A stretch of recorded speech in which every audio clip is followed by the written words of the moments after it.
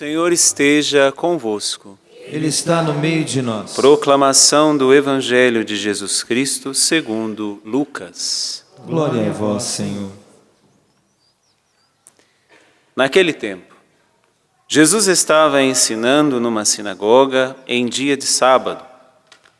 Havia aí uma mulher que fazia 18 anos, estava com um espírito que a tornava doente. Era encurvada e incapaz de se endireitar. Vendo-a, Jesus chamou-a e lhe disse: Mulher, estás livre da tua doença. Jesus pôs as mãos sobre ela e imediatamente a mulher se endireitou e começou a louvar a Deus. O chefe da sinagoga ficou furioso porque Jesus tinha feito uma cura em dia de sábado. E tomando a palavra, começou a dizer à multidão: Existem 6 dias para trabalhar.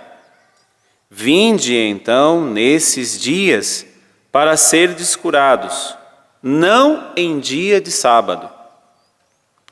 O Senhor lhe respondeu: Hipócritas, cada um de vós não solta do curral o boi ou o jumento para dar-lhe de beber, mesmo que seja dia de sábado?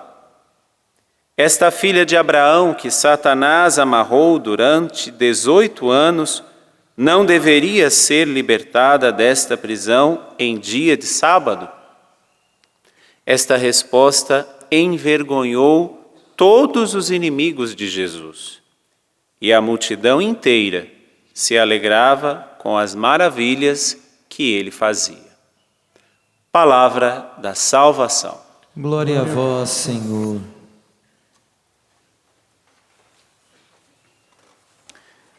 Meus irmãos e minhas irmãs, São Paulo termina a carta que nós acabamos de ouvir aos Efésios de hoje dizendo: Outrora éreis trevas, mas agora sois luz no Senhor. Vivei como filhos da luz. O que significa viver como filhos da luz?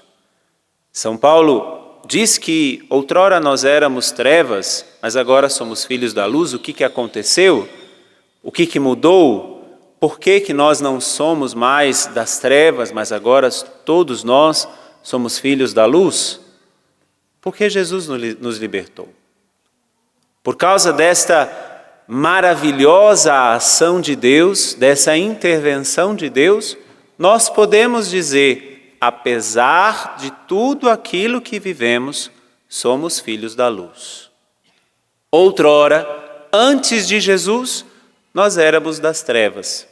Mas hoje, por graça, pela manifestação de Jesus, pela sua paixão, morte e ressurreição, nós podemos dizer que somos filhos da luz.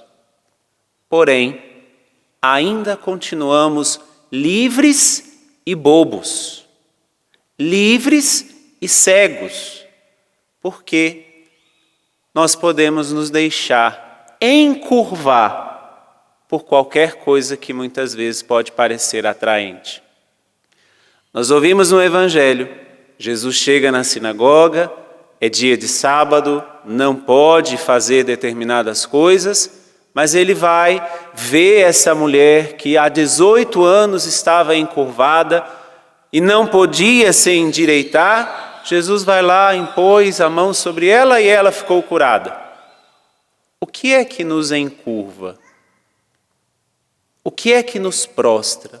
Diante de quem estamos nos prostrando? Porque não somos mais das trevas.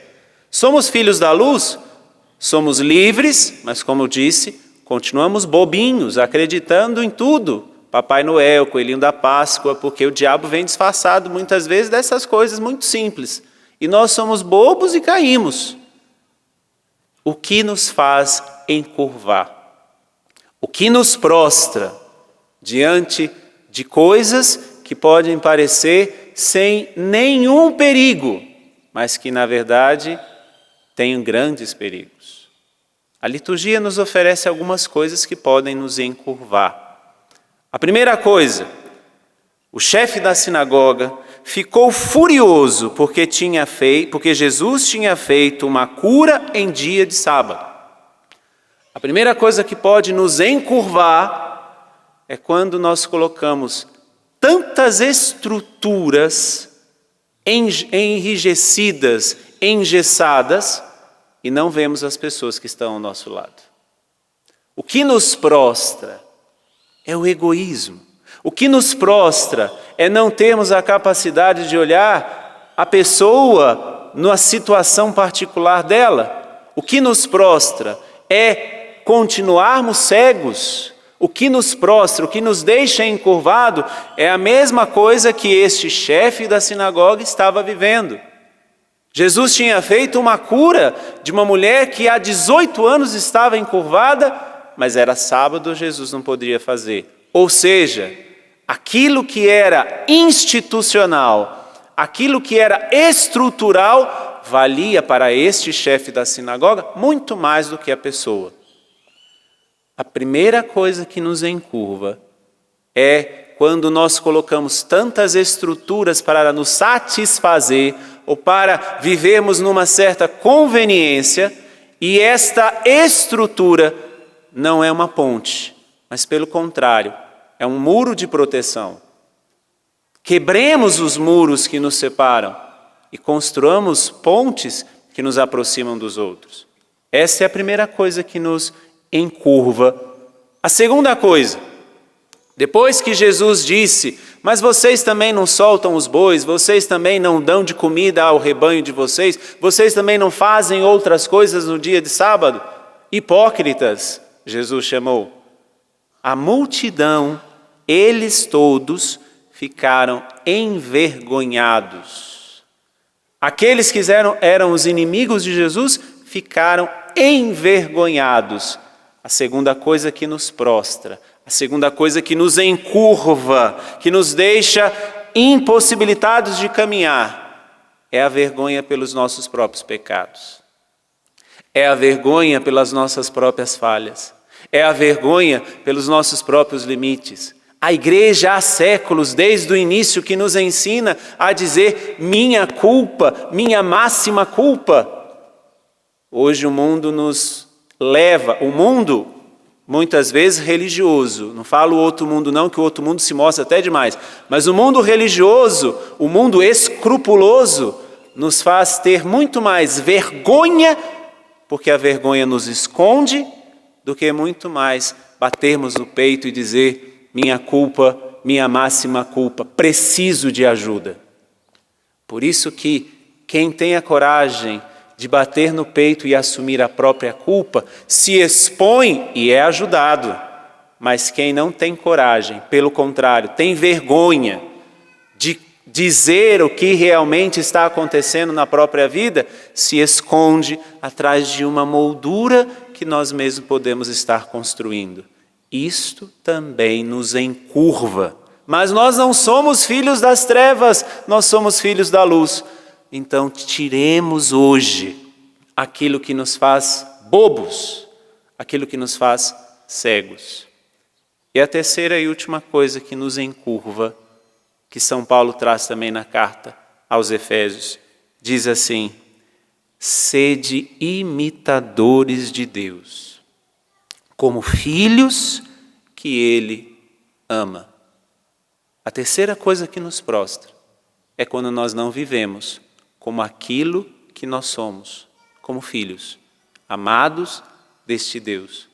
Porque quando eu não me sei, quando eu não tenho consciência que eu sou amado por Deus, eu vou buscar outras formas de amor, eu vou buscar outras formas de prazer, eu vou buscar outras maneiras de preencher este buraco que todos nós temos, o buraco que é a necessidade de ser amado.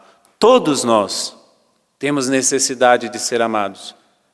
Só que nós temos este amor, por isso que São Paulo diz, sede imitadores de Deus, como filhos amados por Ele.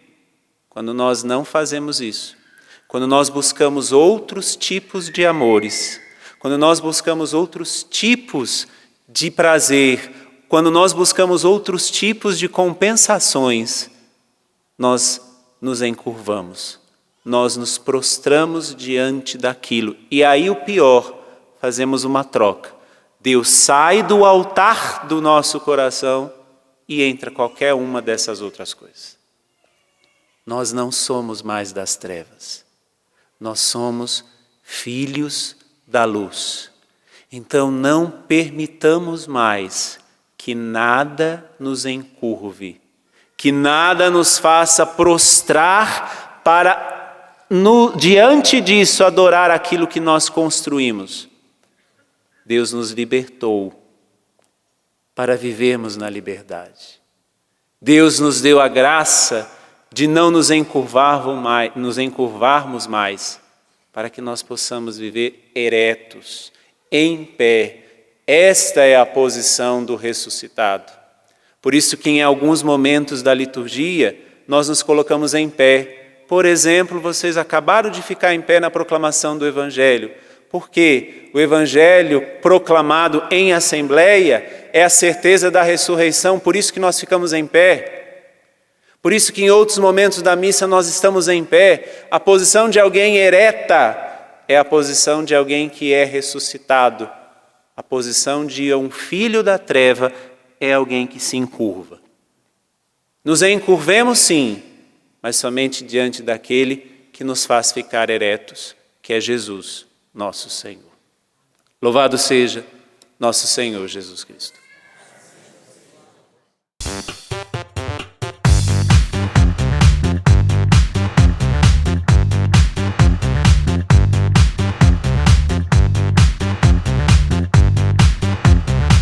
CançãoNovaPlay.com. Assine já!